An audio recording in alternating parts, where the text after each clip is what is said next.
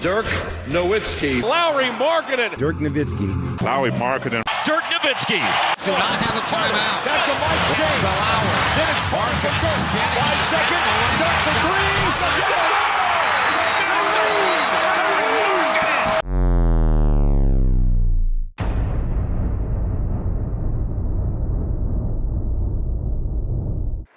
On this episode of NBA Now and Then, the greatest comparisons, we compare two great scorers from across the Atlantic. This player has found a home with the Jazz, and he's taking his game to the next level. When it comes to European players, it doesn't get any better than this Mavs legend. They defied the odds in their pursuit to become NBA stars, inspiring young hoopers from their respective nations. We are eager to present to you Lauri Markkanen and Dirk Nowitzki. I'm Uriah. I'm Maurice. I'm Lucas. And I'm Ben. And we're here to talk NBA Now and Then.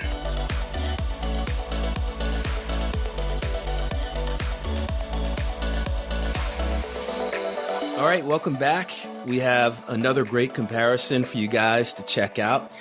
Before we begin, let's handle some business. Please make sure you follow our show on Apple Podcasts or Spotify. It really makes a difference as we are building our Comparison Hoops community.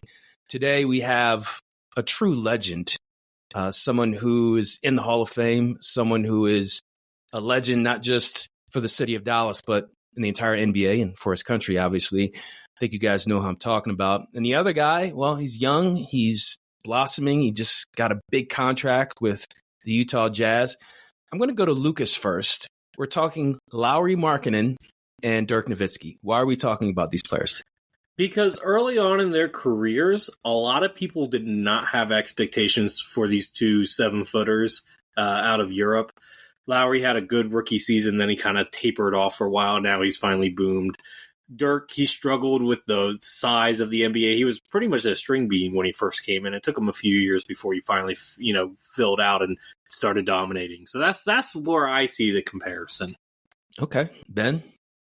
For me, it's the size. Both guys have kind of the body and the height to play center. Yeah. But their game is actually at its strongest at the three-point line. Three-point line mid-range, and they're incredible shooters. So they could shoot over people. They kind of use their size to shoot over people. So they have a very unique game. They're essentially small forwards and like a center's body. Yeah, it's funny you mentioned the shooting. I have a mathematical formula I'm going to share about Dirk later that I had no idea even existed. But wait, what? Yeah, I'm nerding out right now. Yeah. Go ahead, Maurice. Why are we talking these players? Like Ben said, both of them have a very unique inside-outside game. They can shoot the lights out from three, or they have a post-up game. Dirk had a notoriously great post-up game that many players over the years have tried to imitate. If you were somehow to put Dirk Nowitzki in today's game, wow. Yeah, all good points. I just want to say I love talking European players because it just makes you realize how popular this great sport has become. And there are some sports commentators, former players, not going to say any names, who putting it out there like, oh, European players or international players are taking jobs or spots from American players. Well, hey, the cream rises to the top. It's all about talent. And I don't care if you're from Australia or from Iceland. If you can ball, we want to see it in the NBA. And today we're talking about two great power forwards. One's in the Hall of Fame, the inside-outside game. Lucas's point about kind of the expectations, no one was really sure. Well, we're going to peel back some layers and let's introduce these players. You guys ready? Yeah, but now you have me thinking about, is there an NBA player that ever came from Iceland? Thanks so much. Thanks so much. We're going to research that. All right, that being said. First quarter. Background. All right, it's time to talk about the finisher, a.k.a. the Finnish Mamba, a.k.a. Lauri Legend, a.k.a. Lauri Bird, a.k.a. the Marksman. Before he got those nicknames, he was born Lauri Elias Markkanen on May 22nd, 1997, in Vantaa, Finland. Now, growing up, he was raised by a mother and father who played organized basketball at a high level. His dad played for Kansas under Roy Williams. And his mom played for Finland's national basketball team. Interesting. So his dad was American? I don't think so. I have to research that, but he definitely played for Kansas.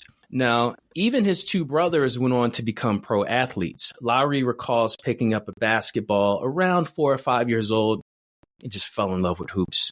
Can anyone guess another sport that Lauri played other than basketball growing up? Maurice? Ooh. Let's say cricket.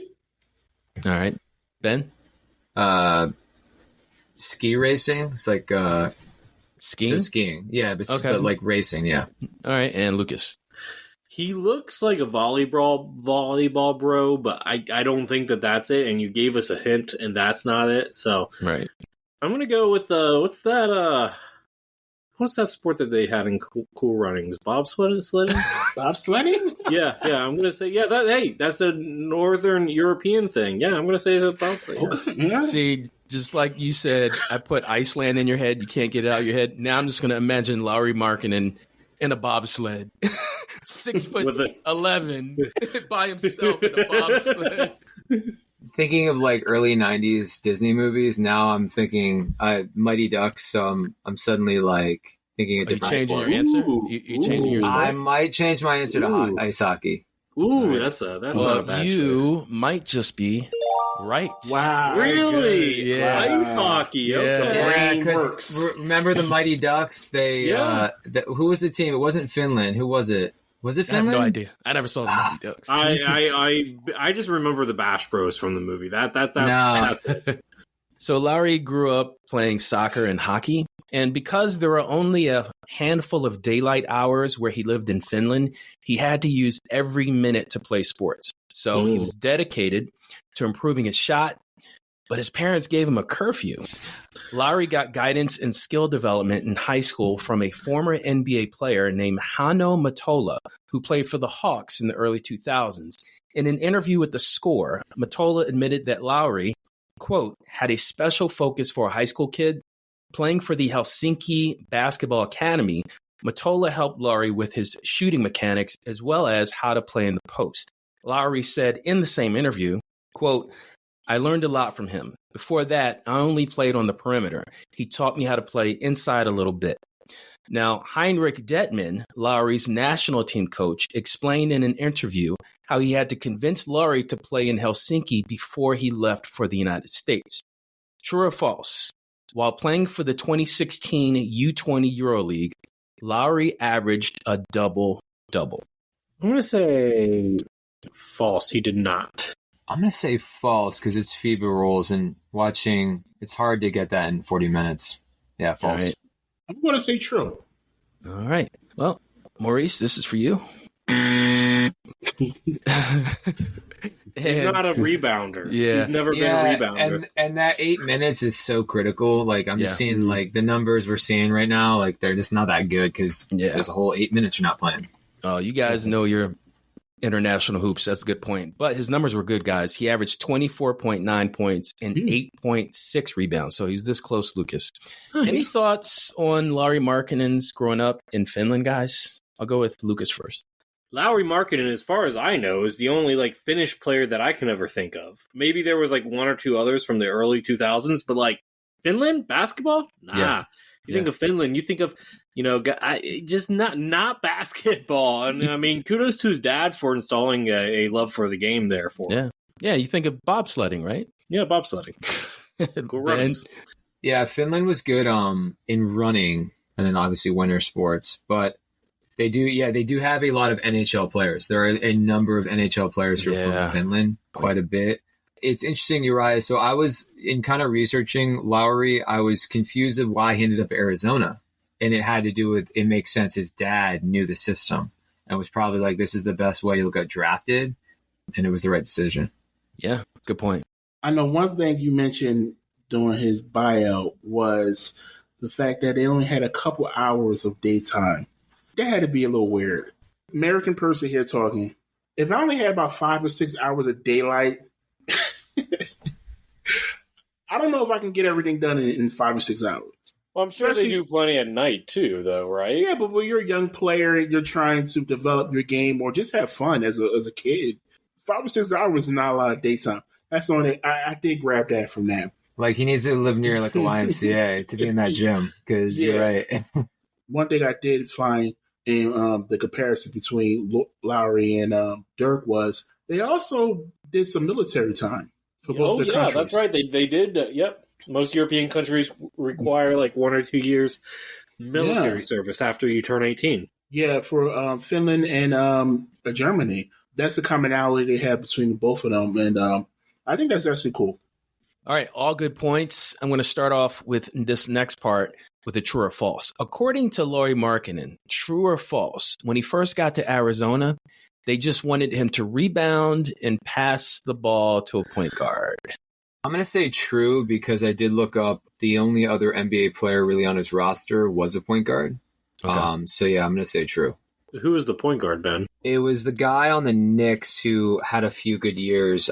Telfair, I want to say. Is that his name? Sebastian Telfair? No, that's a big I looked it up. I can't think about who was on the Knicks a couple years ago. Alfred Payton? No, it's going to bother me. Hold on. Milakina? No. Alonzo Trier. Okay. Trier, that was the name. Okay. All right. Yeah. Oh, okay. Maurice, true or false? True. I'm going to say true as well. That seems like a college thing. Be like, oh, you're a European big man. We don't know what you do. Just rebound and pass the ball. You guys are correct. Now, it's interesting because according to the University of Arizona official athletic site, Lauri was the highest rated European prospect in the 2016 class on ESPN to commit to a college program. Anyways, so he committed to the University of Arizona. He only played 1 year for the Wildcats, over under points per game while he was at Arizona. Let's go 17 points per game. I'm going to say under. Under. I'll be different again. I'll say over. All right. And once again, you'll get one of these. Just because you're different. So, didn't he average like 15 or something? Yeah. Lucas, he averaged 15.6 points per game. One more over under 3-point percentage. Over under 40%. Over. Under. Ben and Maurice, you are correct. Oh. He shot 42.3%. So he always had that really good stroke from beyond the 3-point line. Well, Yeah, he was drafted really high in a good. He was in a really good draft. So Can I just defend my answer there for a second? Because in the NBA, he's only shot above 40% one time in his career. So Okay, that's fair. That's why I went with him. yeah, but he's a volume shooter though. Okay. While at Arizona, Lauri racked up 6 double-doubles and became the 6th freshman since 1992 to score 500 points, grab 250 rebounds, and make 50 three-pointers. He also made the 3rd most three-point field goals at the time, which was 69, and led the Pac-12 in free throw shooting at 84% his only year as a Wildcat. Over-under points in a game his freshman year, over-under 28 points. Ben. Over. Lucas. I'm going to say under because they didn't pass him the ball that much at the beginning. All right, and Maurice. For that same reason, I will say under. So, Ben, this is for you. He Really? scored. Ben's on a hot roll so far. Ben's on a roll. I looked up some you guys because he doesn't have that many. So sadly, I've looked up some of his college so stuff. you cheated. Okay, No, but- cheated. Okay, so that's No, fair. Okay. this one I didn't know though. This one I didn't know. I'm just going off of like how he was drafted so high, being international, playing 1 year, like in a good draft. So he clearly impressed some people. Okay. All right. Let's just get the Sixers reference out the way. Does anyone know any other Arizona freshman who had 30 or more points up to that point other than Markkanen? TJ McConnell. No. Iguodala. No. Oh. Former Buck became a Sixer. Oh, it's Bald head. Mute? not Bald Glenn head. Robinson. Glenn Robinson? Nope. He was Did here I- with Embiid. No, yeah, Luke Baha Mute. No, he was No? UCLA. He was UCLA. Light skin, bald head, shooting guard. Tobias? played Jared for Bayless. Really? I actually didn't remember where he played, so yeah. You guys are that's not a real hard. Sixers fans. Everyone should know that. That's a that's a He diehard. played like less than 30 games for the Sixers. That doesn't count. That's like the Mike Muscala level of deep dive. Yeah. Yeah. All right. You guys want to hear about his standout game in the NCAA tournament? I guess you're going to tell us, aren't you? I am, Lucas. Now, before Arizona went to the NCAA tournament, they played against UCLA in the conference tournament. He had 29 points, 6 boards, on the way to defeat the Bruins in the Pac-10 semifinal game. What player did he outplay from UCLA? Lonzo Ball. It is Lonzo Ball. Good job. So Lonzo Ball in that game only had 8 points and 6 assists. So whatever Lonzo Arizona had a did, really bad NCAA tournament. He did. Yeah. So Lauri did not have time to sulk after getting defeated in the Sweet 16. He didn't have time because he entered his name into the 2016 NBA draft, where he was picked by the Minnesota Timberwolves. With the 7th pick in the 2017 NBA Draft, the Minnesota Timberwolves select Lauri Markkanen from Jyväskylä, Finland, and the University of Arizona. And Lauri Markkanen becomes the first Finnish-born player ever to be drafted in the first round. His dad, Pekka, played a season at Kansas and played overseas. This guy was a guy who was in love with basketball from the earliest age. Drove everybody in the neighborhood in Finland crazy about playing early in the morning, late at night. They finally made the rule, no basketball before 7 a.m. or after 10 p.m. Terrific shooter, big guys you mentioned, Jay. What will the Bulls eventually be getting? All right, Lucas, what stands out to you about Lauri Markkanen at Arizona? Well, the fact is that sometimes European players come over and they expect to dominate in college, and then they don't get drafted. Right. Reminds me of Dennis Klitschko, I think his name was, or something around that. He tried to do that, didn't work out for him, but it worked out for Lauri. That's great. I forgot that he was a part of the Jimmy Butler trade at the draft. Yeah. He was a key part. And now I'm thinking, like, what would his career been like if him and Kat were in a backcourt together? That would be interesting. Definitely be interesting. Yeah, a lot of big shooting right there. I mean, Lucas, there's so many what ifs on like the teams that had him. If they just would have been more patient. Yeah, Maurice, what about you? Yeah, and that's a big what if, because maybe you don't get Anthony Edwards. You know, maybe you don't. But like, can you win with a team with Carl and Lauri? Yeah, and back to that trade, because they mentioned the Bulls in the clip. That was the Jimmy Butler trade. Jimmy Butler didn't really work out well for the Minnesota Timberwolves. Not at all. Yeah, for a year and a half. I mean, hey, he did get him a playoff appearance the first time since KG. Yeah, he did get them to the playoffs. Yeah, and on top of that, anytime that you're a city or province or whatever have to make a rule based off of your desire to be great and your desire to want to train or work out, that tells me something right there. That tells me that he had a real desire to become a great NBA player, even at that age. Absolutely. Ben? Yeah, for me, it's just the going to Arizona. Arizona has been like a top program. He really wanted to like raise his game and his draft status. So to me, that's what stands out. It's still, he went to Arizona. All right, it's time to talk about German Jesus, a.k.a. the German race car, a.k.a. Dirty, a.k.a. tall baller from the G. Thank you, Basketball Reference. That is wow. Yeah. But before German Jesus, that. I know, right? But before he got those nicknames, he was born Dirk Werner Nowitzki in Würzburg, Germany on June 19th, 1978. So Dirk's parents were both professional athletes. Dad played handball and mom played basketball. Now, according to an NBA.com article, he first got hooked playing basketball with his cousin, who was practicing with a club team. Dirk said, and I quote, "I wasn't very good, but I could move pretty well for a big guy, and I had a decent touch for my size." When he was 15, Dirk was playing in a youth game when spotted by former German Olympic team member Holger Gerschwinder. After the game, I practiced that once. I bet you did. Yeah. After the game, he asked Dirk, "Who is teaching you the basics, the tools?" To which Dirk responded, "Nobody." Gerschwinder was quite unorthodox with his training. Which training regimen was not a part of Dirk's early development? 3 options. During practice, he would have a saxophonist playing music. B, instead of lifting weights, the team would strength train by rowing in a lake. Or C, eating frozen Gatorade Pops after practice. Maurice, which do you go with? I'm going to go rowing. Okay. Ben? Yeah, rowing. All right. And Lucas? Now, I can see the rowing. What I can't see, like, the Gatorade Pops seem too normal.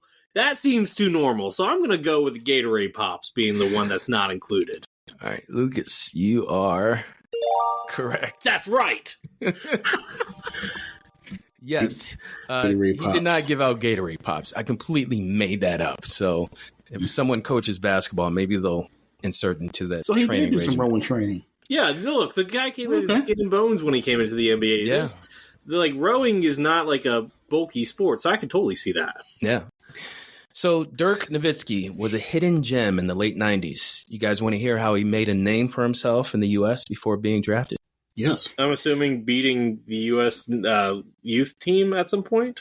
I'll reveal it right now. Okay. How about this? Okay. Donnie Nelson Jr., the son of Don Nelson, was a scout for the Mavs and heavily recruited in Europe. They knew of Dirk before the Nike Hoop Summit in San Antonio. He and the other foreign players stayed in Dallas as they got ready for the Nike competition between the U.S. and international players. Dirk was 19, and the Mavs front office had their sights on the German sensation. Here's a quote from Don Nelson, the Mavs GM, about that time period. Quote, "We hid Dirk. We hid Dirk for several weeks before the draft. We made a commitment that we were going to draft him. We just wanted to keep him from going anywhere else to work out. He was going to be ours. He was happy with that. So we hid for a week in Donnie's basement." Sounds like tampering to me, right? I mean, yeah. Clearly, That's David wild. Stern did not care about that type That of is tampering. wild, right? So Hiding in a basement? I mean, this is pre-internet, so you could do that back then. Yeah. Like you could keep people. No cell phones with like cameras. Nope. So by the time the Nike Hoop Summit came around, Dirk put up a double-double. Over under the points he scored in the game that put him on the map. Over under 29 points. I'm going to say under because it might have been more his just skill set. I'm going to say over. Put it over the top. All right. The answer is over. He scored 33 points in that game and 14 boards. Wow. Yeah. Dirk was selected by the Milwaukee Bucks in the 1998 draft, where he was soon traded to the Mavs in exchange for Robert Traylor. Who the heck is Robert Traylor? With the 9th pick in the 1998 NBA draft, the Milwaukee Bucks select Dirk Nowitzki from Würzburg, Germany. Dirk Nowitzki. Boy, he knocked some eyes out at the Nike Summit. 6'10", 235. Cubic guys, an international star. Well, he can really run the floor. He's got a great motor there. He can stretch the D. The NBA three is going to be very easy for him because he's accustomed to shooting the international three, and he will go to the NBA three. He's got great athletic ability. The agent, one of the agents in Europe said this guy is a Porsche. He said that Shrimp is a Volkswagen compared to him. Jeez. Yeah. All right. So what do we think about Dirk's journey to the NBA? Let's go with Maurice first. Well, yeah, he was traded. I guess Milwaukee had the heads up or there was some type of deal already in the works. But Robert Traylor was a kind of an undersized big man of that time. He's passed on since, so rest in peace. But one of the craziest trades because one-sided trades, Dirk going to Dallas. And the the beginning of something special with Dallas. Like another episode we recorded with Dave Robinson, just a career of winning. Yeah. That will Absolutely. happen with the Mavericks. Absolutely. Ben, what about you? For me, what stands out is kind of how loaded that 98 draft was, and that he kind of slipped through the cracks. Obviously, no one was really scouting this guy. So this is like an interesting pick. You kind of wouldn't see this anymore. I guess Giannis is kind of like the last. Yeah, I was going to say Giannis would be, or that kid that got drafted this year from the NBL by the Bucks. Yeah, or even the French kid on Washington last year is who I'm thinking of. Like, is Koulibaly, yeah. People are like, "What's this pick?" He was 7th, right? And then, but yeah, you don't. It's 98. Yeah, like he went ahead of Paul Pierce. You know what I mean? Yeah. So it's wild. So that's what stands out to me, that he was that high in that era. Yeah. Well, no one knew he was there because he was hiding in a basement. Truly. Go ahead, Lucas. So, okay, the little backstory here. When I first started playing basketball in like 7th grade, my youth pastor came out one year and went to one of my games, and he was like, "Wow, you're shooting just like Dirk Nowitzki." Not, mispronouncing his name and everything. And I thought that was really cool. I looked up to Dirk because I played power forward in middle school. So I'm like, he was one of the guys that you would look up to play basketball, and thinking about how unknown he was when he was coming up is kind of a cool deal. Yeah, absolutely. So does that mean your jump shot was released at a 60-degree angle? No. I'm more of a guy like above my head type shooter. Yeah. Well, the guy I mentioned earlier, Lucas, the guy that played, or I think he was coaching the national team over there, when he started training Dirk, he kept trying these different shooting forms, and he's the one that taught him how to like kick his leg out and kind of go up, kind of fading at a 60-degree angle. Yeah, I was about to say that one-legged shot is one of the most iconic big men shots in NBA history. Absolutely. I would say signature, not iconic, signature shots. Yeah. Second quarter. Statistics. Fireman's ladder. Markkanen from outside. He dreams of 3. I'll tell you what, Porzingis is having a hard time getting out there and guarding him on the perimeter. Boy, Doug, he missed a lot of wide open shots. He always has. And here's he throws that down. Enes Kanter, what are you doing? The finisher in New York City. Wow. Oh, my goodness. To the Lauri show. Woo! And Kanter couldn't do anything except get out of the way. Oh, Doug McDermott. You got to blame Doug on that. Enes Kanter, you got you on a poster, my man. Woo!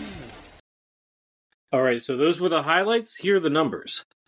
So Lauri measures in at 7 foot 240, which actually kind of surprised me. I thought he was a little bit more of a lean than that. 240, I feel like, is actually a pretty big weight for him. Yeah. He's been on 3 teams so far. He's worn 2 numbers, 24 and 23.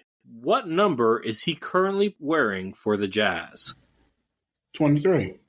Yeah, 24?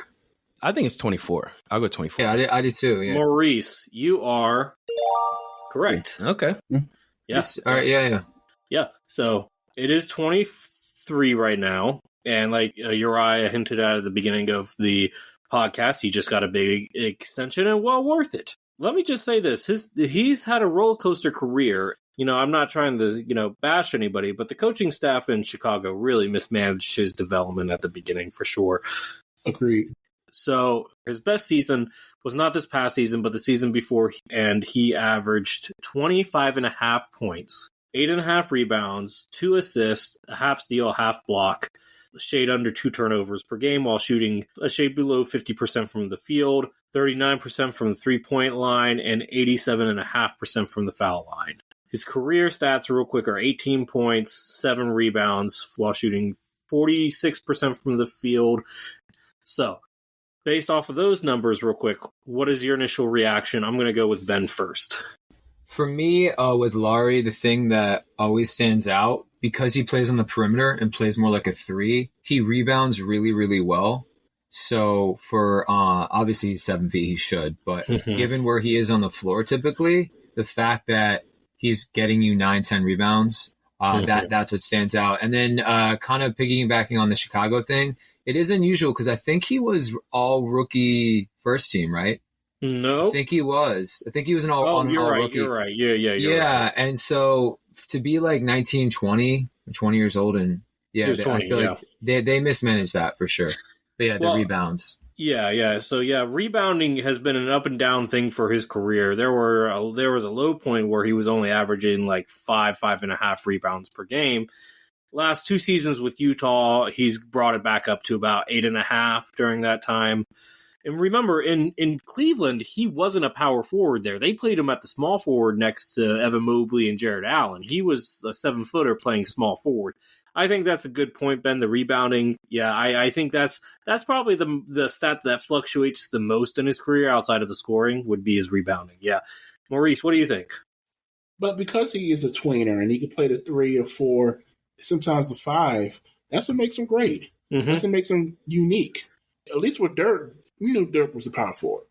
Yeah. And with Lauri, he could play the 3, the 4, the 5. He could shoot, like I mentioned earlier in the intro. He can shoot from outside.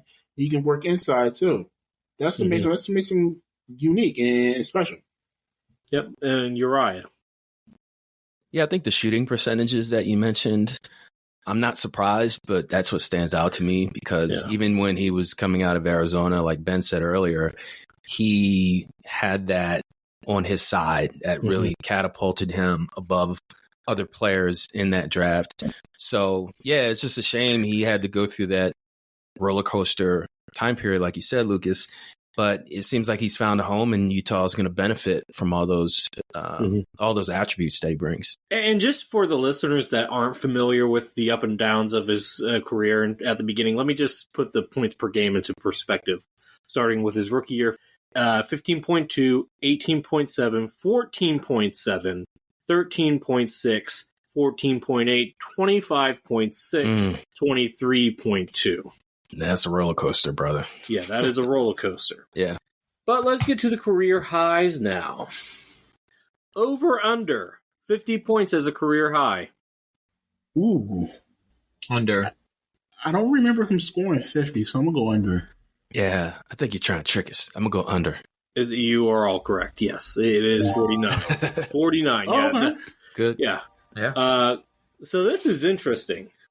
So his career high in defensive rebounds and total rebounds are the same.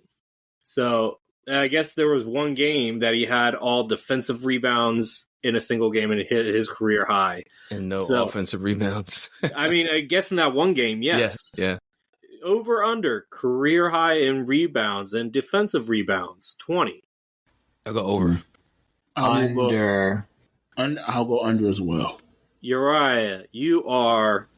I just wanted to make you buzzer yourself. That's it. I know. It was 19. It was 19. Still, that's impressive for a guy that's not really known for rebounding all that much. So I think that's impressive. He has 6 assists as a career high, 4 steals, 4 blocks. That's a surprising one. 6 turnovers. So yeah, those are the career highs there. Interesting enough, 3-pointers made career high, and I know I don't usually do this, but he has 9 3-pointers made as a career high. That's pretty good. Wow. Yeah. That's good, yeah. For a 7-footer, I think that's really impressive. So, anyway, any thoughts regarding his career highs there? Yeah, I'll go with the last stat you mentioned, the 9 3-pointers. Anytime an NBA player hits 8 or more, it's a huge 27 deal. Points. Yeah, it's a huge deal because whether he gets 34 to 38 minutes, that's volume right there. And once you start hitting them down like that, you get that rhythm, and the basket seems like the ocean. And whoever he played, I mean, they were helpless because when a guy's hot like that, it's just hard. It's hard to stop, especially when he's 7 foot and there's very few players that can actually contest him. I think that's another similarity that him and Dirk have. They were basically unguardable when they got hot from shooting. Yeah.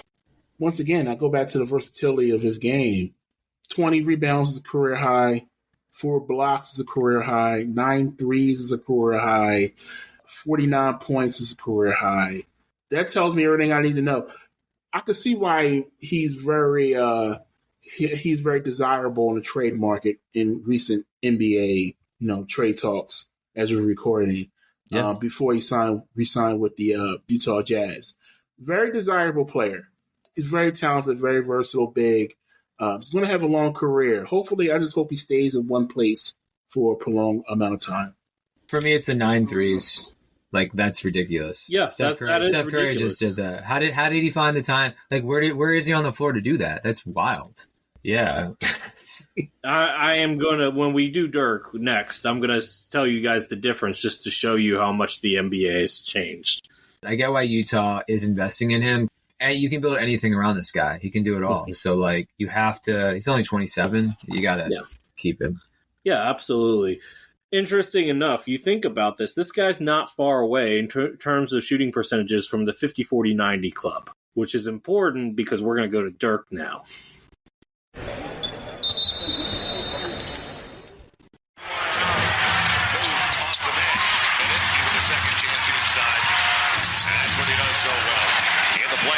Three-point range. Nowitzki creating space against Barry, and that was a nifty crossover by a 7-footer. Dirk Nowitzki, who is a 3 but plays at times like a 2. 48 games, a number of times this year. He did it in the last one in the postseason. You can't do a thing about when a 7-footer turns around and falls away on you like Dirk Nowitzki just did. Nowitzki against the smaller man in rhythm. That's what he does so well for a 7-footer.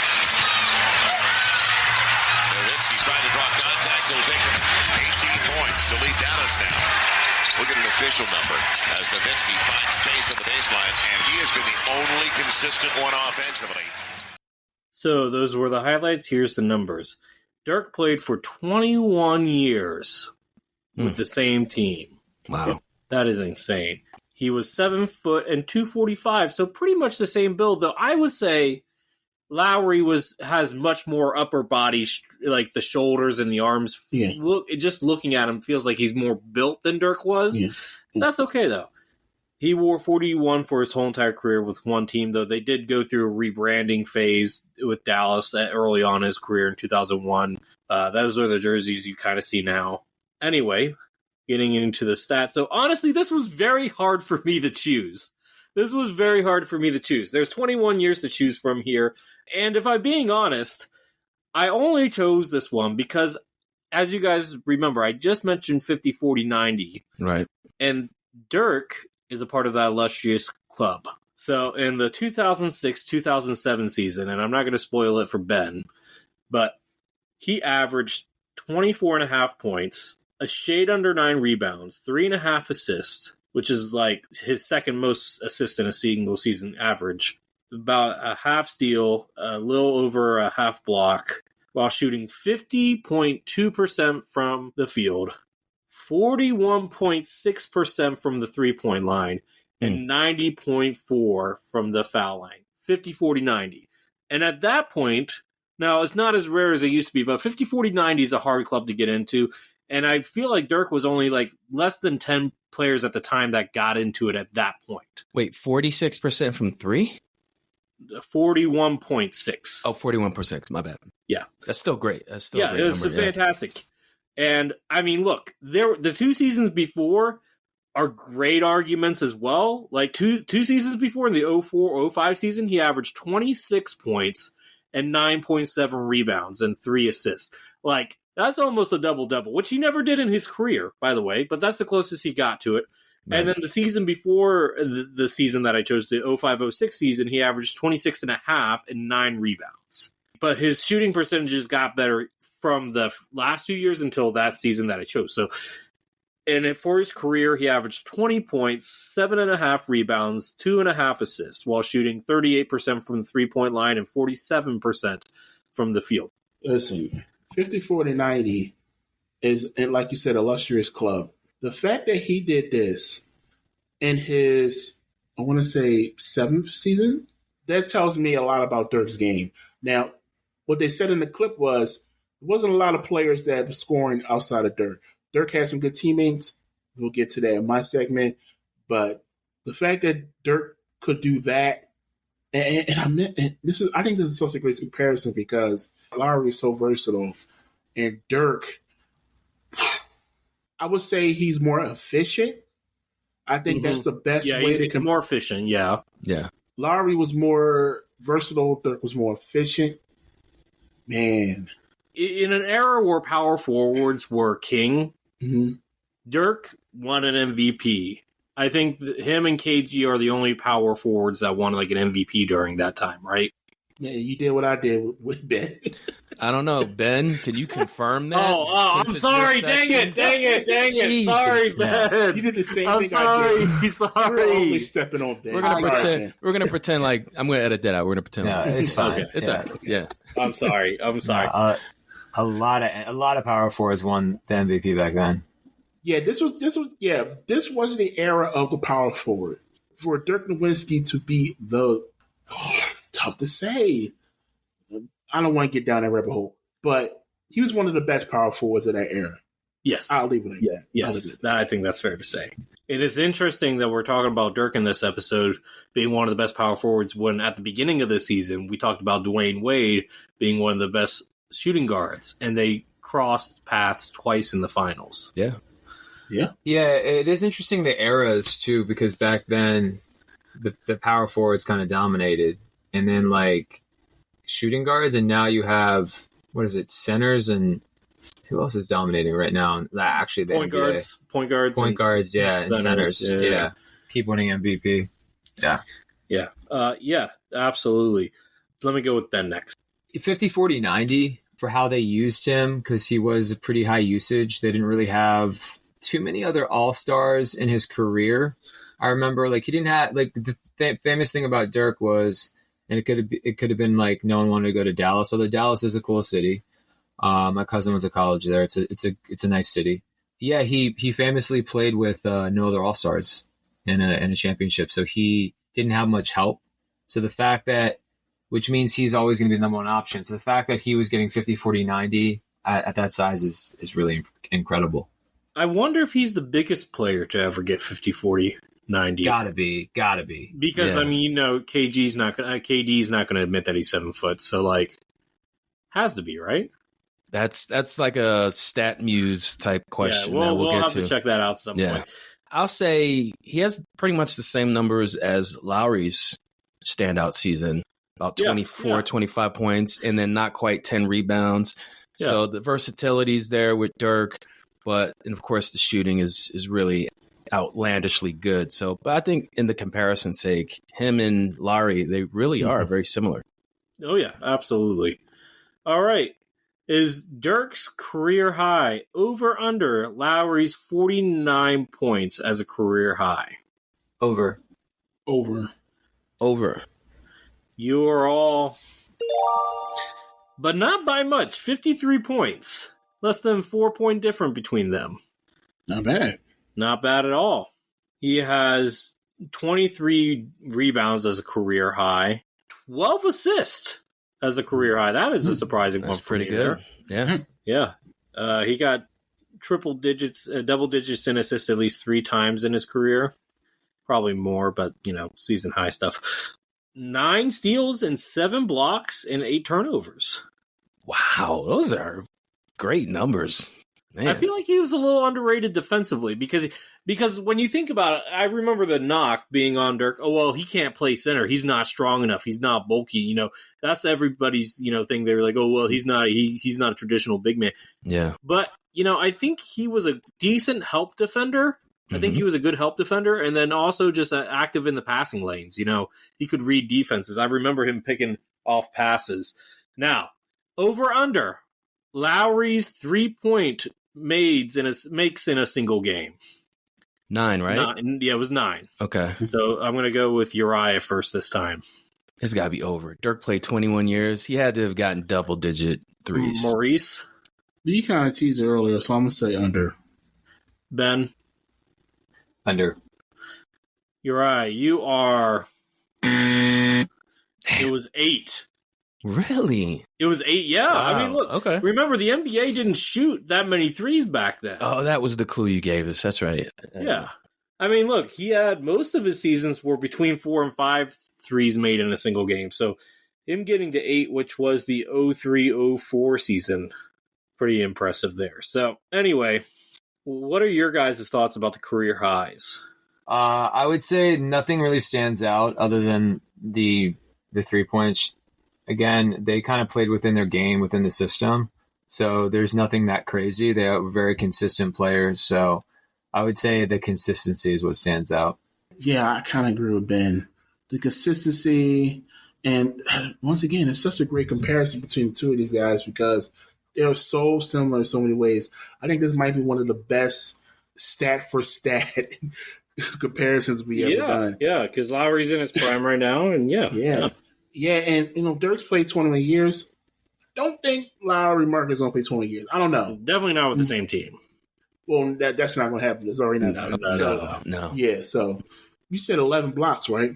As a career high, he had seven. Seven. Okay. Still. Yeah, still. Like, for him to be 7-7-1, versatile on both sides of the ball. I think for Dirk, the scoring part really jumps out to me. Like I said, he's one of the best power forwards. But that era of basketball, scoring 52, 53 points is a feat in itself. Yeah. Yeah, I would say the career high would be either the steals or blocks because, like Maurice was saying, the scoring as a power forward in that era, he was far superior than a lot of guys at the same position in terms of range and the ability to put the ball on the floor and finish. So to expect him to get that many steals or blocks in the game, that stood out to me. See, I'm actually going to go with assist here because when you think of Dirk, do you think of playmaking? No, you don't. But yet he had a 12-assist game. That's impressive. And that means he could actually rely on his teammates, too. So I'm going to say the 12-assist game for me personally. But that's pretty much all I have for us here in terms of stats. I'm going to pass the ball to Ben. Take it away, bud. Third quarter, accolades. Your first All-Star experience was a long time coming. What were the emotions as you stepped on the court and started playing in the game? Pretty surreal. I was excited to get out there, and obviously the whole weekend. I mean, yesterday got to participate in the three-point contest, but this is what we were waiting for, and I was just happy to get out there and play with those guys. So kind of piggybacking off that, what was it like, just representing the Jazz, being here in your hometown? Now that it's over, how does it feel? Feels good. Like I said, it's just a great experience to be a part of, and I can't wait to be here again. So, now you rest a couple days, and I'm excited to get back to work. That is Lauri Markkanen at the All-Star game. I'm going to start off with his college accolades. So, as we've said, he did have a good 1 year at Arizona. It's why he ended up being drafted 7th overall. And so Lauri Markkanen was a first-team All-Pac-12. Pretty impressive. So Lonzo Ball was in that conference as well as his second pick. So All-Pac-12 first team is pretty impressive. You've got a lot of schools in that conference. How many times was Lauri Markkanen Finnish Player of the Year? Finnish Player of the Year? Player of the Year. So clearly he's playing overseas. He plays internet. He plays his whole NBA career. He's played overseas. Wow. Well, the kid was obsessed. He's playing in the dark. They banned him from shooting before 7 a.m. Yeah. So he was pretty determined to be great. And I'll just put a number. I'll say 3. Okay. Maurice? 2. All right. And Lucas? I'll go with 2 as well. You were all way off. It's 7. Wow. 7? Yeah. Wow. Oh, my goodness. What's wild is it's his entire NBA career. Well, technically, after he was drafted, 2017 and 2023 is the Finnish Player of the Year. I mean, who else would be, right? In 2023, he was the Finnish Athlete of the Year, which is impressive because that means he beat out all those NHL players and all those winter sports and track athletes. So not a nothing feat, given the amount of NHL talent in Finland. What other award did Lauri Markkanen win? He won a pretty big award in this 2023, his kind of breakout season, his first season with the Utah Jazz. Lucas is raising hand. I'm going to go with Lucas first. What was the big award that he won? Most improved player. All right. Maurice. Most improved player. That sounds about right. I'll go with that. Yeah. Is that right? You guys are all correct. He was the most improved player. Lauri's had an interesting career. We kind of talked about it. He came in high draft pick, did well in the tournament. He was All-NBA first-team rookie in a very loaded draft class in 2018. So that was the first year so he's in the 2017 draft. That was the first. So you had Ben Simmons, you had Lonzo, you had Donovan Mitchell. This guy was first team. He was on that team? Wow. Yeah, Okay. First team with the Bulls. So the Bulls clearly mismanaged like him, I would say. Because with the Cavs, I think they were a fringe playoff team. And they were their whole thing was when he was traded to the Cavs was like, 3 7-footers. It wasn't really a fit though. Right. Because he's kind of more of a similar to Dirk. Lauri is a more stretch 4 than he is a 3. They can play both. His career is interesting because he's just been on badly paired teams, I would say. And now he is the guy on Utah. They just extended him. I get why. So that's about it, though. That's about it. I will say, do you think Lauri Markkanen was an All-American in college? Is he allowed and if to so, be? Like, no, I'm not trying to be facetious, but he is technically a foreign player. Is he allowed to be an All-American in college? If he's in the NCAA, that has nothing to do with. No, I didn't know that. I feel like that's a fair question to like ask. Zach Edey was All-American. He's Canadian. Okay. Yeah. Yes. So did he get All-American in that 1 year at Arizona? And if so, what team? I'll go first. I'll say no. I don't think he made All-American. All right, Lucas? I'm going to say no. The 2017 draft? Yeah. I don't think so. Maurice? I am going to say yes. I'm going to say second team. Okay. Maurice, you're half right. He was third team All-American in 2017. Okay. So I feel like we haven't seen – we're just starting with this guy. Yeah. We're just starting. I think we're going to see All-NBA first team. I think we might even see NBA. Team. I definitely do. Definitely. Yeah, I think he's going to have a year where he might average close to 30, take his team to the playoffs, and get that first team nod. I do. Yeah, when you're playing on a bad team, there's more opportunity for you to be great. That Utah team's an interesting place. I mean, clearly they're not going to tank for Cooper, so we'll see. No, not with this extension. Now, with that said, they might not need to. The lottery odds. Yeah. All right, so that's it for Lauri. Any thoughts on that? What do you guys think? I just want to see him get the opportunity to play on a solid team, good coaching, and good role players with him, and we could really see the best of Lauri. I don't think we've seen the best of him yet. Right. No. Yeah, that's true. He was like in his prime now. I was really hoping like Golden State would trade for him. And let's be real. Like he was the most sought after outside of Paul George, but even he was the most sought after guy this offseason. Yeah. Maybe Klay Thompson before him, but yeah, top 3 for sure.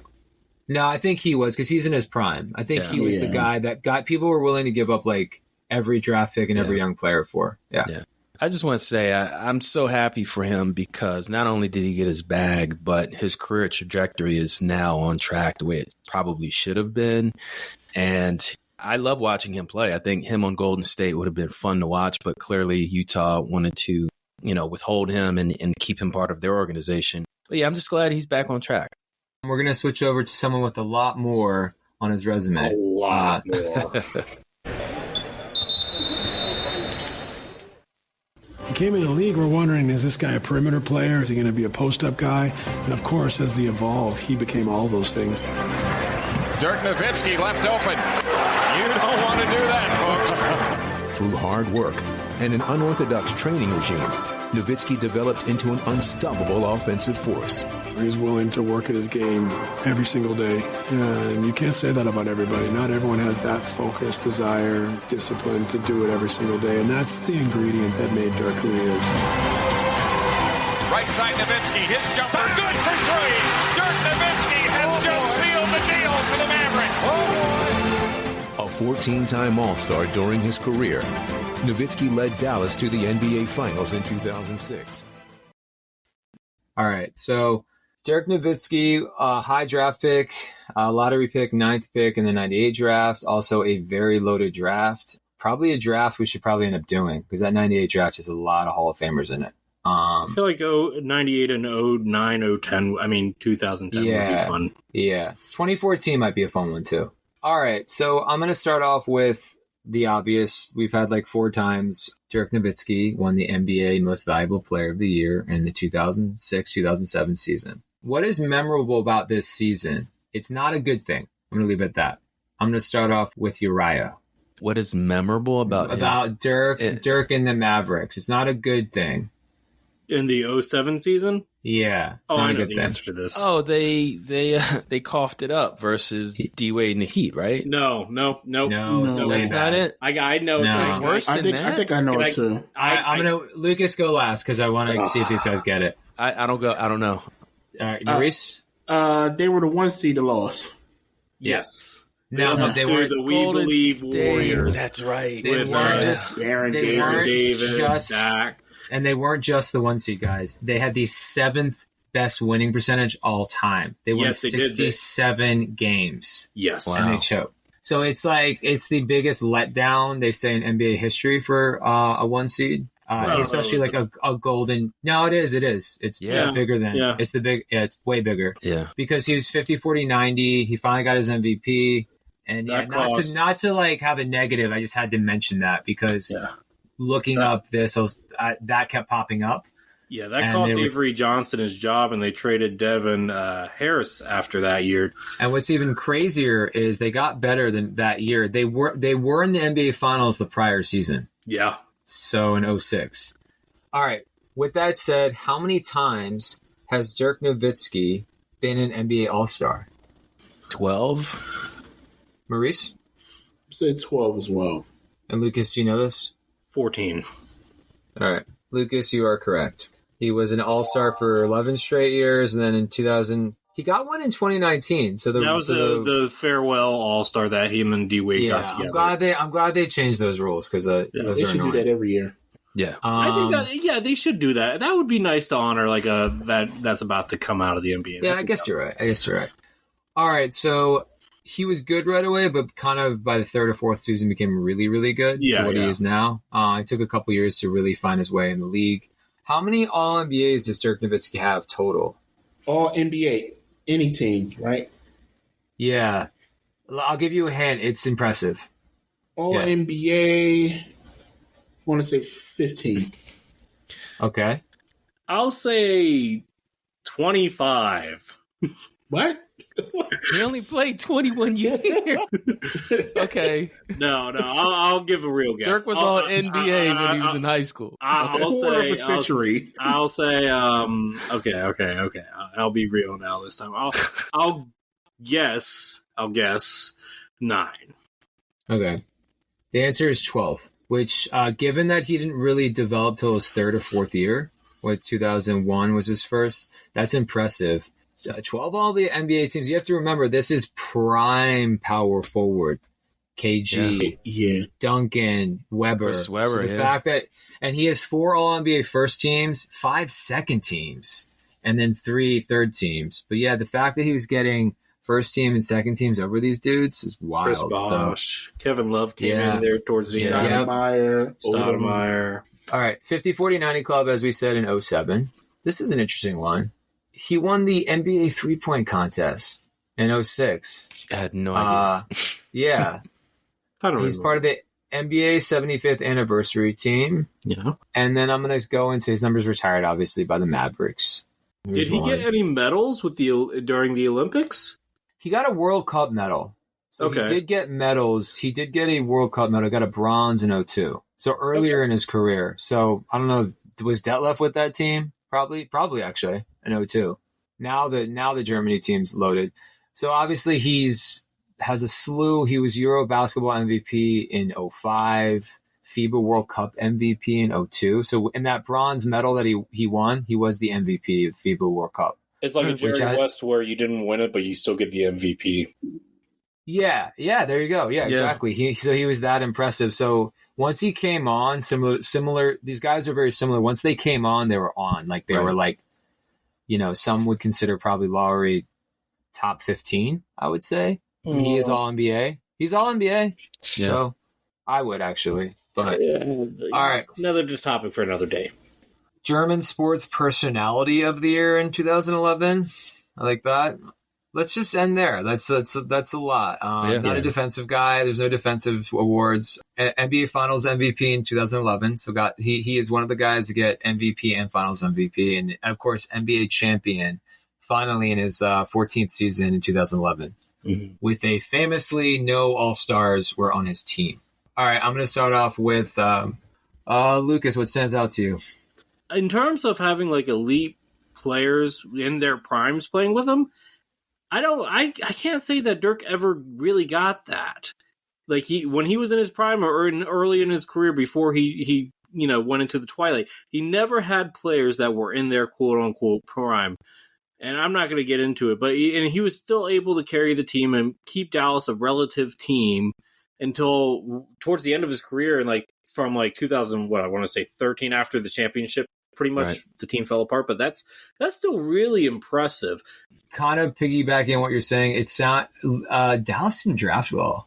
No, Devin Harris was one of their few high draft picks. Terrible. Like it was they like traded him before he made it All-Star. Yeah, because I think they traded for Finley. So outside of they didn't draft well. You're right. What stands out to you? The German personality of the year, baby. Yes. No one knew that. Whoever's listening to this podcast cannot say they knew that, but we brought it to the table. Thank you, Ben. Obviously, he's an all-time great. I love the fact that he wore number 41 his entire career with the same team. Like Lucas mentioned earlier, I think that's special. It kind of reminds me of Magic Johnson, Isaiah Thomas, Tim Duncan, Reggie Miller. Players who play with the same team for more than one decade is special, and I think that just shows you how special he was. Maurice, what stands out to you? What stands out to me is it took him a long time to win his first NBA championship. There's been some disappointing seasons. There's been some seasons where they were the best team in the West and they didn't get it done. But it took the right roster of role players to help him, the franchise, winning for a championship. That resonates with me. And on top of that, we got to put ourselves back in that time of 2011. They went up against the Miami Heat. The Heatles. This was the big three with LeBron, Wade, and Bosh. And a lot of people were rooting against them to not win that championship. Yep. Yeah. And a lot of people were rooting for Dirk to finally win it, and he did. Because they had the better overall team. They had a deeper team. They weren't top heavy. Yeah. It is interesting. Dallas had a lot of good defenders, if I remember correctly, on that team. Yeah, they did. And they were missing their one other really good scorer, too. That is a very underrated thing. You saw it when Dallas played Boston in the finals this year. Dallas was cooked because Boston has like 6 dudes who could lock you down. Yeah. All right, so I'm going to switch it over to his teammates. Let's talk about some of those teammates. Let's talk about it. Fourth quarter, teammates. Talk about that dude. Hey, listen, Lauri Markkanen is he cold beast. Yeah, and he don't need much. Like he don't need much, bro. He don't need the ball that much, but he just find a way to make it happen. You look up, he got 20 and 10. It's crazy. Just off of 7 foot, but he's strong. Yeah, like he got balance. Like damn near creative player. Like. So he was a big reason why we started off like that. Yeah, just from him, taking that next step. Yeah. So he remind me of Dirk. He can really shoot it. Like he a beast.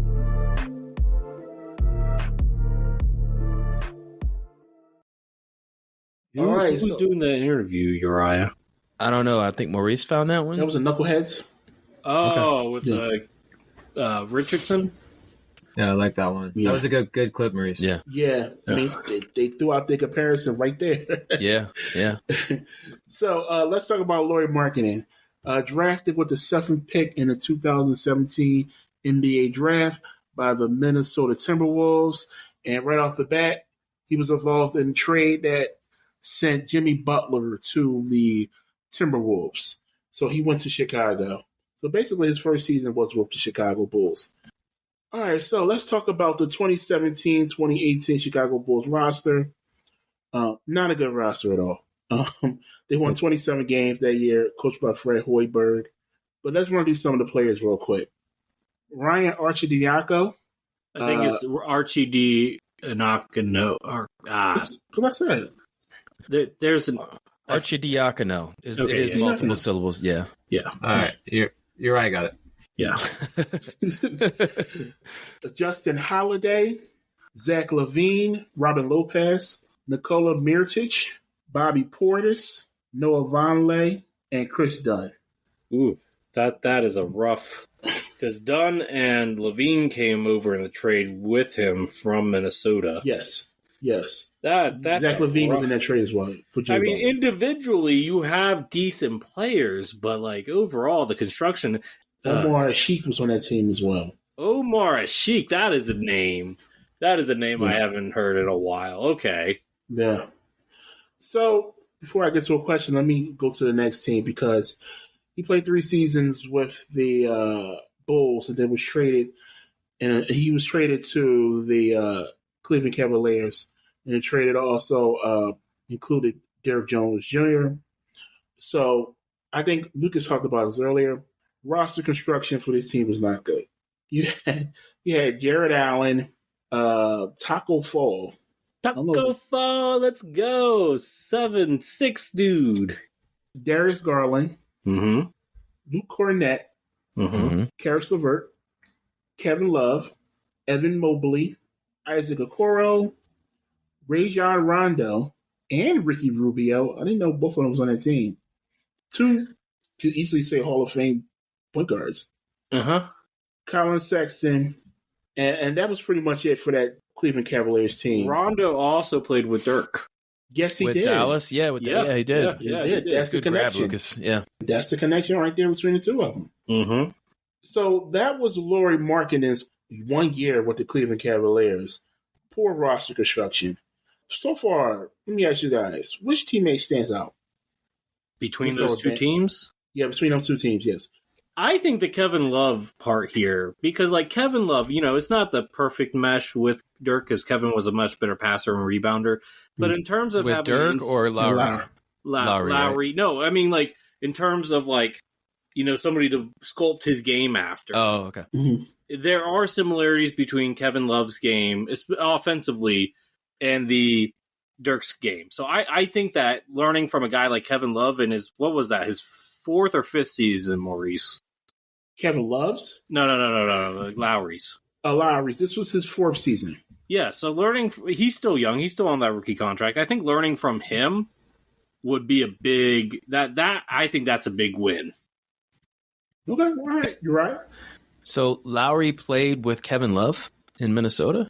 No, Cleveland. Oh, in Cleveland. Okay. All right. Yeah, I got that mixed up. So you said that when he was with Minnesota. He never played for Minnesota. All right. So he was in Chicago. He's in Chicago, but he played with Zach LaVine, right? Yeah. Yes. Okay. Yeah. I think that stands out to me. I think if those two had stayed together and they both hit their prime at the same time, Chicago would probably win a few more games. But as you guys mentioned several times, the way that the team was put together didn't quite complement all the players that needed whatever needed in the system. So, yeah, I think that's an interesting 1-2 punch, Markkanen and LaVine.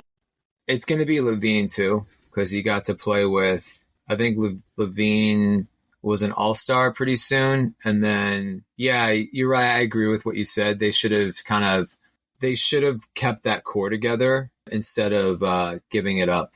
I forget what he was traded for to Cleveland. I don't really remember that trade that well. Was he involved in the Vucevic trade? I think he was. No. Was he in the Drummond trade? No, it wasn't the Drummond trade. No, it was draft picks. Derrick Jones went to Chicago. No, Derrick Jones went to. It was a 3-team trade, but doesn't say the other team. And I think they traded him because they didn't want to pay him. They didn't want to. Correct. Yeah, they definitely. Yeah, that's the biggest thing. Is I would say Zach LaVine. Right. So speaking of trades, he was then traded to the Utah Jazz in the blockbuster trade that sent Donovan Mitchell to Cleveland. So, and this is where he's at right now. Once again, only 7 seasons. But let's go down and talk about some of the Utah Jazz roster right now. And this is a rebuilding team. We talked about that. So this is this upcoming season's roster. We're recording in August. This is the upcoming season's roster. I'm going to mention the 2022-2023 roster. So the roster that he came into, okay. Yes. Okay. So, 22-23 roster, Nickeil Alexander-Walker, Malik Beasley, Jordan Clarkson, Mike Conley, Chris Dunn, Rudy Gay, Taylor Horton-Tucker, Walker Kessler, Kelly Olynyk, and Colin Sexton. Just some names from that Utah team. Now, this is not the current team. This is from 23. They're in a rebuild mode. They're probably trying to get Cooper Flag. But let me ask you guys this. Who won the most games with Lauri Markkanen? Is it with the Jazz or just his whole career? His whole career. Oh, my goodness. The number is actually really hard. low. I'm going to give you guys the number. The number is 72 wins. Oh, it's going to be Utah. Wow. It's really low. I'm going to say Colin Sexton. Yeah, I'll go with Sexton, too. Yeah, Sexton sounds right. The person's actually, I mentioned him twice on two different teams. Chris Dunn. What? Oh, that's right. Dunn did play for Utah. Yeah. Shoot. He played 5 seasons with Lauri Markkanen. Okay. Wow. In 5 seasons and only 72 wins. Yeah. That's crazy. Yeah. That doesn't 100. Actually, I never done this before, but 128 losses together. Wow. Yeah. So they've been through some times together. I'll say that. Wow. So yeah, that's pretty much it right there. So let me ask you guys, who complimented Lauri Markkanen's game the most? Ooh. I got one for you. Actually said some pretty big names on that list. They weren't in their prime years, but some Hall of Famers in there. So who complimented his game I got most? a good one here. Oh. Mike Conley. Yeah, that's a good one. He's played with some good point guards, by the way. Yeah. Yeah, but him and Conley, that's where he broke out, was with Conley. So I want to say Conley. You right? I'll go with I'm actually going to go with Jordan Clarkson, 6th man of the year a few years ago. And I know when he gets the ball, you're probably not going to get the ball back. I know that he can be a gun. However, if you think about having a teammate that's a scoring threat like Jordan Clarkson, you might get a pass here or there, and you might have some space because people are worried about making sure Clarkson doesn't get to the basket. So I would say Clarkson. All right, Ben. This is for the Utah iteration, right? No, it's whole career.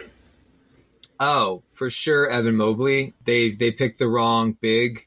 Evan Mobley and him are perfect for each other as far as they both can stretch the floor a bit. The shot blocking of Mobley, Evan Mobley and him, they should have kept that duo. Would be my pick. All right, so let's move on to Dirk. Well, what he's done has been amazing. Coming from over here, Germany to over here, not knowing much about the NBA game, and really struggling early on, and then finding out what he needs to do to be successful and taking that to the next level. Being a teammate. It's weird because he was a superstar and a very humble superstar.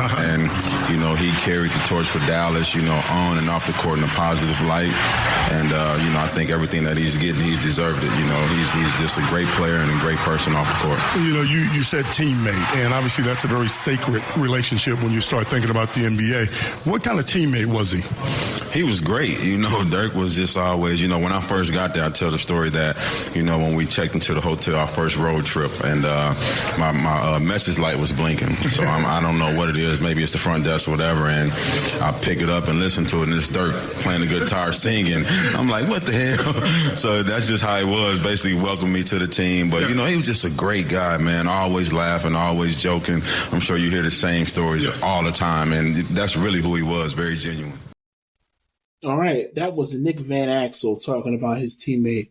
Oh, okay. I didn't know who that was. No. That's great. He played the guitar. That's funny. Nick Van Axel at the beginning. We did. For season 1, yeah. Him and De'Aaron Fox. Yeah, okay. So Dirk played guitar and saxophone, correct? Saxophone? Where'd you get that from? Yeah, you mentioned that earlier, didn't you? No. He had to have a saxophone playing while he practiced. Right. The coach had someone playing sax. Okay. It wasn't Dirk. Okay. That would be awesome. All right, so let's talk about Dirk Nowitzki, picked with the 9th overall pick in the 1998 NBA draft by the Milwaukee Bucks, but was traded to the Dallas Mavericks, where he spent all of his career at.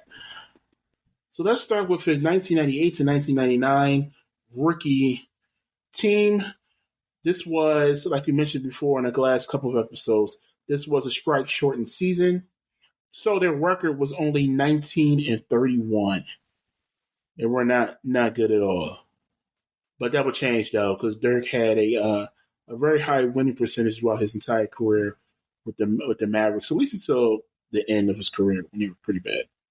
So some of the players on his team that season: Sean Bradley.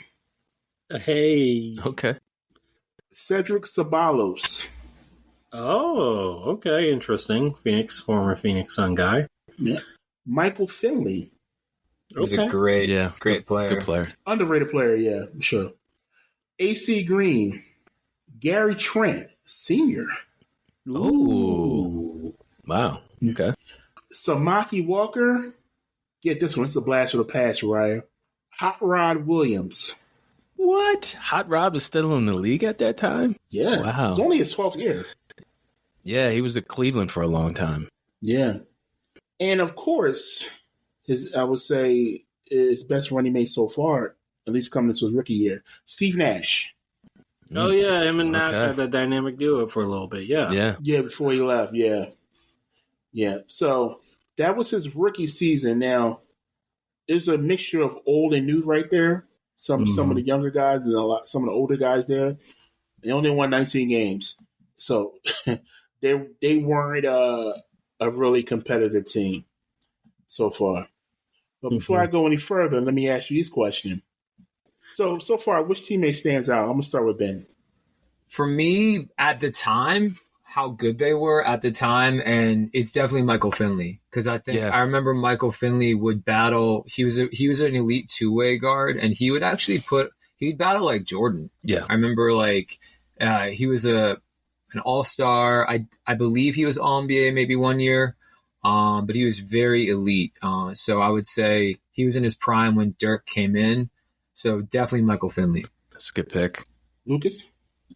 I'm actually going to say Sean Bradley. Dirk always had a dominant center, but usually they were much more like built, strong centers. Bradley was the opposite of that. I'll go with Steve Nash just because when they started playing together, they both had the same hairstyle. They had like frosted tips, like blonde hair. Did they both do the frosted tips? Yeah, they look early 2000s look. They look like a boy band or something. I the had two a friend guys in elementary school that had the frosted tips too.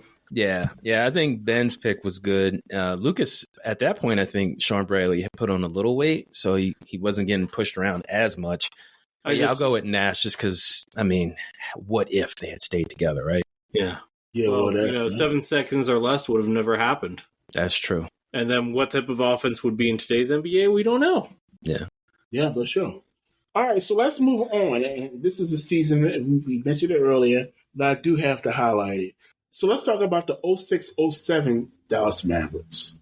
Statistically, this is one of, if not the best season for Dirk Nowitzki, statistically and team-wise. Now, I mentioned it earlier. They were the number 1 seed, and they lost in the first round to the Warriors. Their record that season was 67-15. Really good team, coached by Avery Johnson. Let's talk about some of the players. JJ Barea. JJ. Eric Dampier. Yep. Devin Harris. Mm-hmm. Josh Howard. Jerry Stackhouse. Yep. And Jason Terry. The Jet. Wasn't Brian Cardinal on that team too? No. Oh, he must have gone on a few years later. His nickname was the Janitor. The Jet. Okay. No, he looked like a middle-aged. Look, you gotta shout out the small guys here, even though he's a 6'9" guy. All right.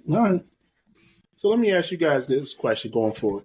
So far, of all the teammates I've named, who complimented Dirk's game the most? Who? Lucas? I never actually got to see him and Nash. That was a little bit before I started watching the NBA.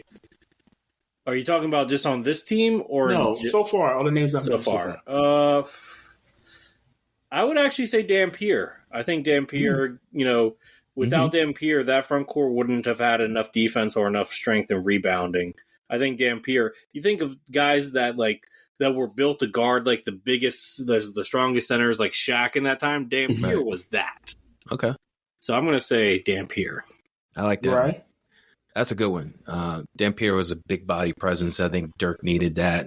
So he didn't have to bang down low with the guys at his position. But I'm going to go with the Jet. I'm going to go with, Jesus, I almost said Kenny Smith. Jason Terry. That's the other Jet. I'll go with Jason Terry just because I think, again, just like Lauri Markkanen and Jordan Clarkson, those guys can do like 1-2 back and forth, feed off each other. I think the Jet, when he would come in, he would relieve any offensive deficiencies once Dirk went to the bench, or if they played together. I think Jason Terry was starting at that time, and Jerry Stackhouse was coming off the bench. I think so. Okay, so later in his career, he'd come off his bench. Yeah. Okay, but whenever they were on the court together, they would definitely complement they were each other. Dynamic scoring duo for sure. They could definitely play off each other. Really good offense. Yep. Mm-hmm. And Ben? Guy that gets forgotten a lot, really good player, Josh Howard. Switchable wing, kind of a guy that you see in today's league, a rebounding, kind of like a better version of Josh Hart, I would say. A little taller, could rebound. He was pretty athletic, right? He was really athletic. Yeah. So, for me, it was Josh Howard. Cool. All right, so let's move on to the championship team. This is the team that beat Miami Heat in their first year. Yeah, in their first year together, the Big Three. Coached by Rick Carlisle, they won 57 games, 25 losses. Let me rattle off some of the players on that team. Once again, J.J. Barea, Caron Butler, Tyson Chandler, Brendan Haywood, Sean Marion, Peja Stojakovic, Jason Terry, and Jason Kidd. Ooh, that's a good one. Yeah. Remember, Caron didn't play at all during the playoffs. He got injured in March. He was out. Okay. I forgot interesting. that. I forgot about that. Let me ask you guys this question. Who won the most games with Dirk? I mentioned his name, so I will say that they won 451 games together. I'm going to start with Ben. Jason Terry. I second that motion. I third that motion. Yeah. Wow, was it really that obvious? Yeah. It's because he played in like different iterations. He's the only guy.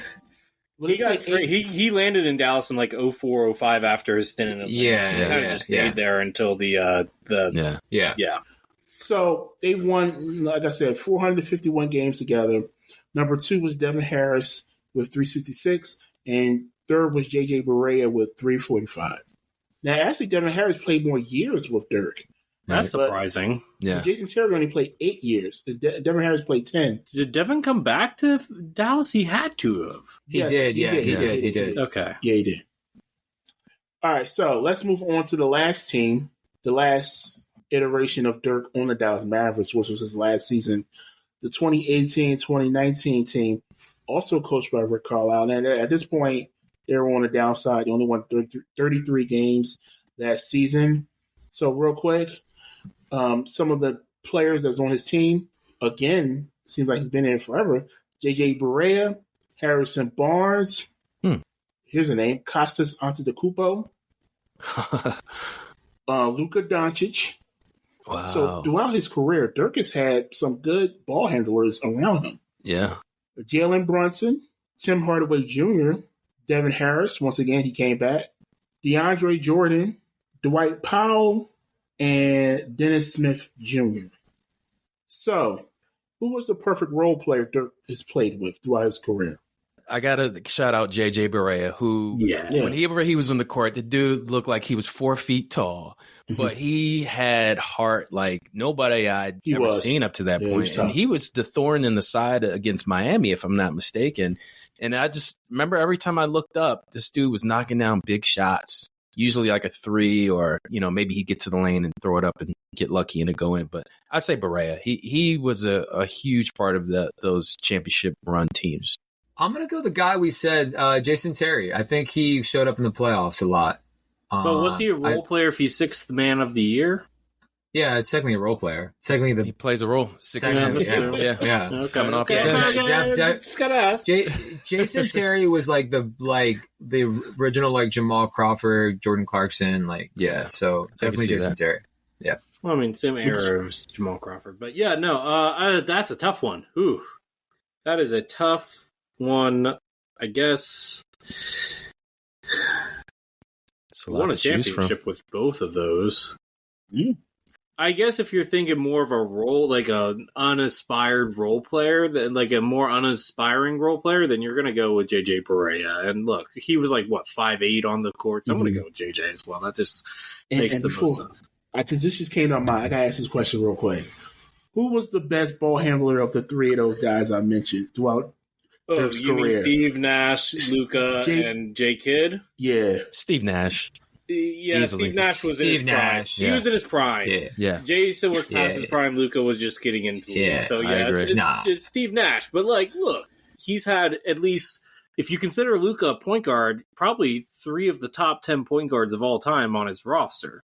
Yeah, it is wild. Just the timing. The timing was always Dirk's issue with his players. Yeah.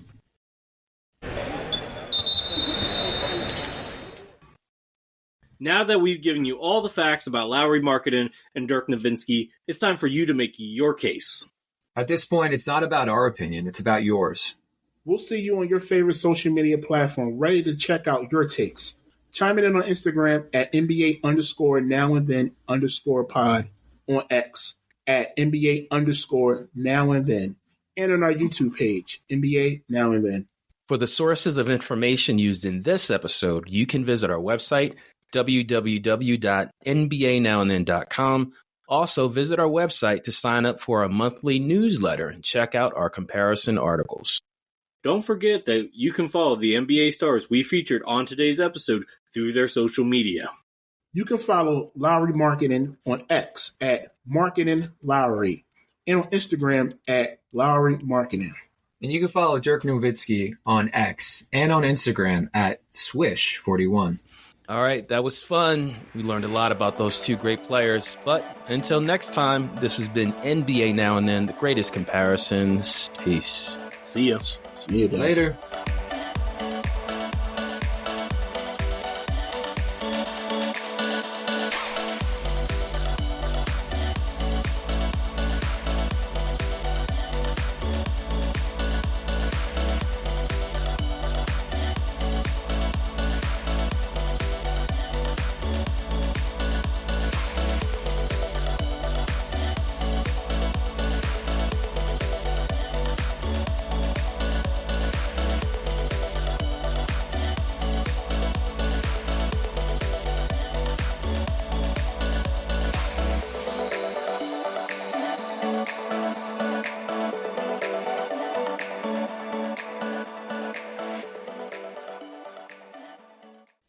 Now that we've given you all the facts about Lauri Markkanen... now you guys have me saying... No, I said it right. You said it right. You said it right, yeah. Lauri. Okay. Yeah, you said it right. Yeah. Now that you get... The pressure. Under pressure.